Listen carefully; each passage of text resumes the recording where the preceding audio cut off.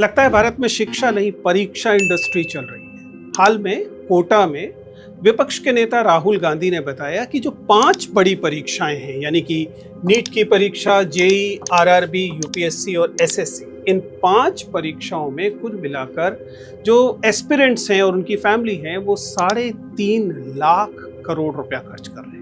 कल्पना कीजिए 3.5 लाख करोड़ रुपया, जो कि भारत के यूनियन गवर्नमेंट का जो शिक्षा बजट है उसका 3 गुना है। अगर हम राहुल गांधी की माने तो उन्होंने बताया कि यह केवल शिक्षा बजट नहीं बल्कि शिक्षा, स्वास्थ्य, श्रम, विज्ञान और महिला तथा बाल कल्याण, इन 5 बड़े मंत्रालयों को मिला लिया जाए इनके बजट को, तो उससे भी ज्यादा बजट ये जो एस्पिरेंट्स हैं उनके परिवार के लोग खर्च कर रहे हैं। 26-27 में हायर एजुकेशन सेक्टर का पूरा बजट 55,727 करोड़ रुपए था।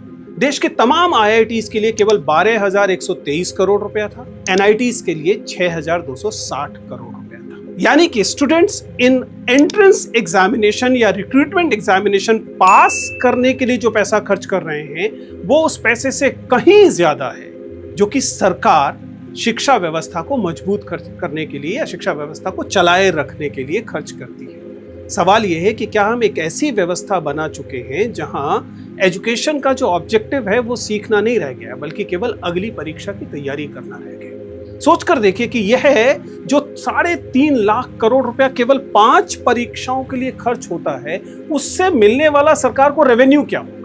कल्पना कीजिए इस बात की कि इस पे जो जीएसटी लगता है, क्योंकि जो ये तमाम परीक्षार्थी जिस भी चीज में पैसा खर्च कर रहे हैं उस पे जीएसटी लग रहा होगा, और इस इंडस्ट्री में, जिसे हम कोचिंग इंडस्ट्री कहते हैं, उसमें जो आमदनी हो रही होगी उस पे इनकम टैक्स लग रहा होगा। तो ये 3.5 लाख करोड़ रुपए पर कितना रेवेन्यू सरकार ले रही है। ऐसा लग रहा है मानो कोचिंग इंडस्ट्री भारत की शिक्षा व्यवस्था को फंड कर रही है। यानी कि शिक्षा व्यवस्था पे जितना पैसा खर्च हो रहा है उसका अधिकांश हिस्सा तो यहाँ से आ रहा है, रेवेन्यू से आ रहा है।